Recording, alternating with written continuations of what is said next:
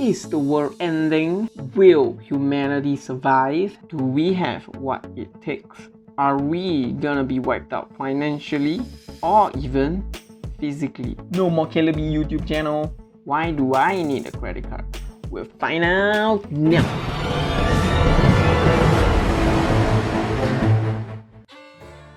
I'm no medical expert, but I've heard about how some medical professionals talk about containment, why we need to contain it so we can keep the vulnerable in our societies protected. I've also heard some smart people, smart Alec, who study engineering and are talking about this situation as a form of natural selection by sifting out the weaker ones, those who already have medical condition, like survival of the fittest or survival of just enough. I'm neutral. I don't want a bunch of people to die, but I'm also an opportunist, or rather I want to be an opportunist for investing. I have placed more of my cash into stocks currently and will be also buying in the near future for the next few months at least. We are not sure how this whole situation will subside, how long it would take. There's a lot of uncertainty. There have also been reports from the different governments, even the US government, of this possibly going on for the next 18 months. So your emergency fund of 3 to 6 months might not be enough. If your country is on lockdown and you aren't able to go to work, get your pay, get your salary, etc. Emergency fund important. So me being invested in the market, the only problem now is I probably invest too early in the downturn. So most of them are still falling in market price. Oh well, so probably I could have been a little bit more tight-fisted earlier in the part and panic like the rest, do not buy anything, and then wait for when there is more and more certainties. Like now we know that there is chance for it to be prolonged for the next 18 months, so this is a form of certainty. What to do now for people who, like me, have invested way too early? You can currently scrimp and save even more so that you will have more cash holdings on hand when the bottom is finally in sight. We are not sure when the bottom will be, but once it is inside, or even if you do not know where it will be inside, it's good to have cash holdings on hand to buy into the market consistently with small sums of money to buy down your cost of owning individual stocks. Is the world ending? There is a possibility if you consider the world ending meaning the end of human civilization, but the probability is very low. So again, depending on what you mean by the world, if your world means Earth and Mother Nature, the Earth will survive for sure, like almost 100% probability. Even if our whole civilization is wiped out, the Earth will survive at least for the next few 100 million years or even billion years, depending on which sources you take your estimation from the geologists, paleontologists, astrologists, astrologers. So many of them would in fact argue that with human civilization, us puny monkeys wiped out from the earth will actually benefit from it, because there would not be so much destructive nature and there wouldn't be any man-made disaster without men. So if all the men pass away and there's only women in the world, there wouldn't be any man-made disaster either. You know what they do best? They remember the past very well. I'm so sorry, go forget it. But if your definition of world, the world ending, that world is everything that you have came to know and to love, then the world ending might be a higher probability. It's not a lot, but there's still a possibility with a very low probability. Because if you are interested in history, I'm sure during this period a lot of old videos of the Spanish flu, the swine flu, like death, all this would be popping up on your YouTube search or YouTube homepage as you read more about COVID-19. So you would be pretty well aware that there are and were many different pandemics, epidemics, small outbreaks, big outbreaks, as and when throughout our entire civilization. One of the few worst SARS in recent history is the Spanish flu. Other than that, Black Death. But besides all those, the rest are pretty much not as destructive over the long term at least. So no, the world is not ending. Very likely that humans as a species would still be able to survive on this earth, even though we have destroyed most of it. But we will still be able to survive for the near term or even the long term if you're thinking about 20, 30, 50, 100 years. But even with this type of black swan event like the Black Death or the Spanish flu, so let's say the worst case scenario, 1/3 of us die, which would be very sad. I mean, maybe I'm gone, no more Calebby YouTube channel, you don't have to listen to me rant twice every single week, Monday and Thursday. But the remaining 2/3 of us who survive, if this ever happened, would still carry on with life over time, and over time we will also grow out of the previous population cap because of new measures that came in place, either in terms of food productivity, energy productivity and efficiency, or vaccination for more newer types of diseases that could break out in the future. And now, are we going to be wiped out financially? Because we have talked about the physical part, are we going to be wiped out financially? Depending on where your money is at currently. If you are fully invested into a company and the company is struggling currently, let's say its revenue dropped to 0, it still has many overheads and rents to pay, interest to pay on its short and long-term liabilities, then it might go under if it does not have enough cash on hand or extended credit lines available to it for the next few months, up to 18 months or maybe even 2 years. But if it has reserves that can last for the next 18 months, 2 years, or even longer, even better, then it has a high likelihood of surviving. Then your money is pretty much safe, because after this whole situation, that company would most likely go on ahead and keep on consistently producing its previous record revenues and earnings over time. So again, not financial advice, but I would advise, if you're investing into the market, to put your money onto companies that have high cash reserve, low debts, so that they do not have to pay debts. All their cash would only be necessary to pay the remaining employees if they do not want any retrenchment, and on rents and all the long-term liabilities, not just any long-term debt or short-term debts that they have. So if you are holding on to a company with weaker financials currently, I would advise, again, not financial advice, this is just my opinion, so if I'm wrong, don't sue me, bro. So my personal advice or opinion is to sell those companies that do not have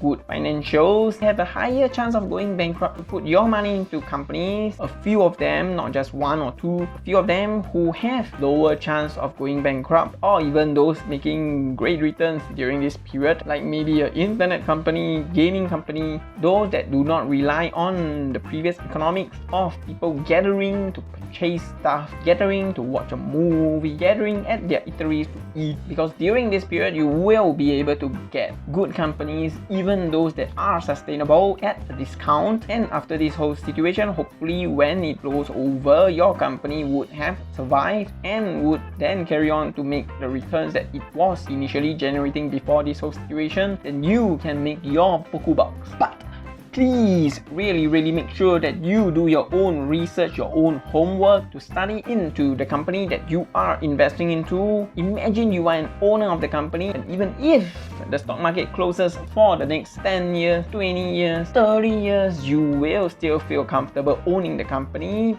Maybe because it was a growing company, or maybe because it was a very good brand that you know people would buy their products or services at a premium. So those companies, look out for them. So remember this period, companies with strong financials, large cash reserves, low debt, huge assets, low or negligible liabilities. So I'm not saying you're going to make money in the next few months, but short term, we are not sure when, we're not sure how long this whole situation will go, how long the market will continue to drop. So short term, you might still lose paper losses, but over time, over the longer period of time, as this whole situation goes over, that company would likely be able to make you buku bucks as consumer confidence increase and investor confidence increase in the market. Because remember, in this period, almost everyone is affected, almost every company is affected, not all, but almost all are negatively affected. Lastly, why do you need a credit card at such a time like this? Number one, interest rates are dropping in the US, so a lot of banks are tagging their interest rates to the US central bank. So as the central bank there decreases their interest rates, the many big financial institutions, most of the big banks out there in the world, not considering the China banks, but most of them would be lowering their interest rates for their consumers over time. So mortgage rates are going to be decreased. Like I've known of an American who had did a cash out refinance, and it will be getting cheaper for companies to borrow money, almost free money in a sense, for them to tide over this whole situation. So what does it mean for you? It means that if you have a great credit score, if you do not have one, you need to start building it now, because if you have a great credit score, it would be more likely that banks are willing to loan you more money, and money at an even cheaper interest rate. So in the future, when you need it, after this whole situation blows over, if you are wanting to buy real estate, if you want to start a business, you can borrow from the banks at a cheaper interest rate with your supreme credit score.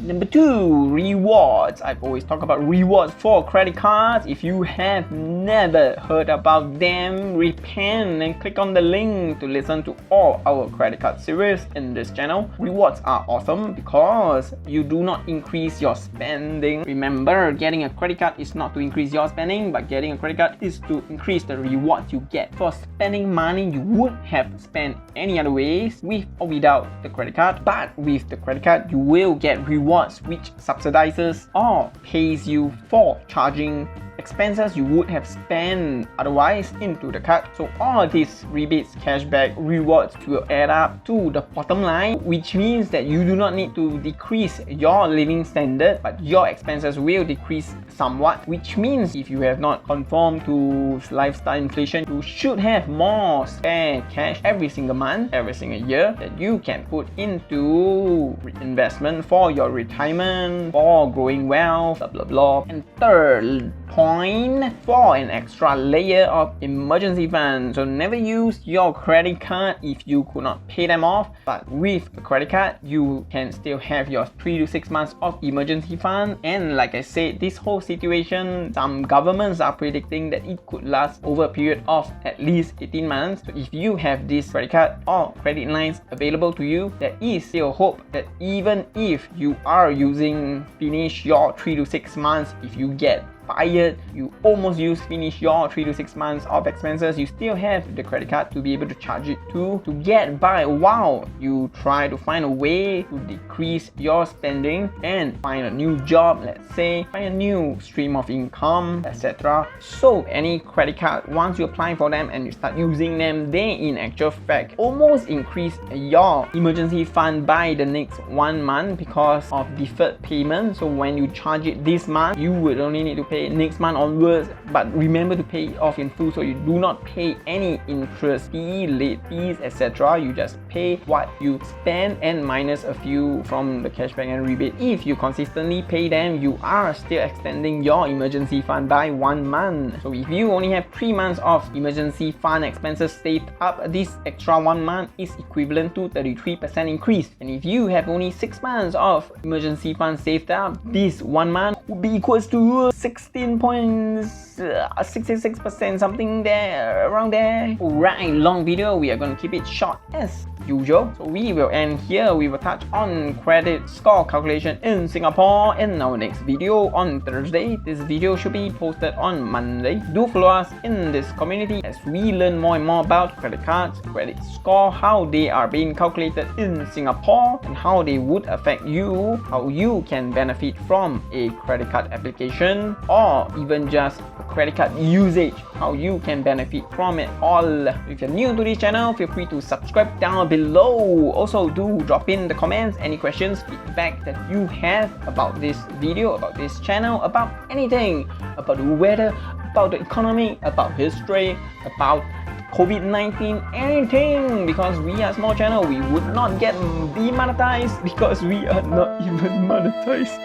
And lastly, helping to smash the like button, turning the thumbs up button blue in color would help this channel greatly, because we are a small channel. With more likes, there's a higher chance that YouTube will promote this channel to more people. That's all we have for you. Thank you for watching, thank you for commenting, so that I can also learn as well from posting these videos. So stay safe, stay healthy, see you guys next time.